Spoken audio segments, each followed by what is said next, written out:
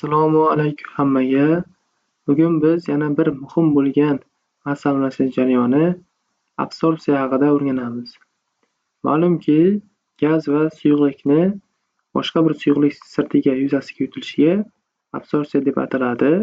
Yutilayotgan gaz bu yerda absorptiv, yutuvchi suyuqlik esa absorbent deb ataladi. Ushbu jarayon sanoatda ham qo'llaniladi. Ushbu sxemada siz sanoatda qo'llanilishini ko'rishingiz mumkin, ya'ni tabiiy gaz tarkibidagi nordon komponentlarini tozalovchi jarayon sxemani ko'rishingiz mumkin.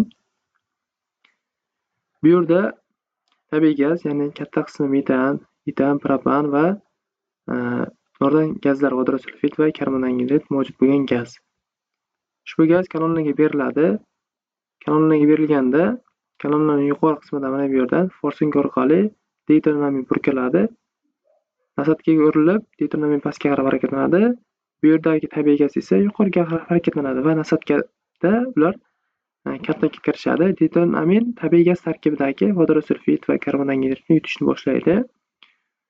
Bu yerda masallashish jarayoni ketadi, ya'ni tabiiy gaz tarkibidagi gazlar, nordon gazlarni siz suyuqlikka, ya'ni deytonaminga yutishni kuzatishingiz mumkin. Natijada tuyulgan deytonamin bu yerda yig'iladi. Tarkibida vodorosulfid va karbon angidrid miqdori ko'p bo'ladi. Kolonna pastki qismidan chiqib ketadi-da, regressiya kolonnaga beriladi. Sababi deytonamin qimmatbaho suyuqlik hisoblanadi. Ushbu suyuqlik regressiya qilinadi, ya'ni 110-120 gradus atrofida qizirilganda tarkibidagi vodorosulfid va karbon angidrid undan ajralib chiqadi va regressiya kolonnaning yuqori qismidan chiqib ketadi.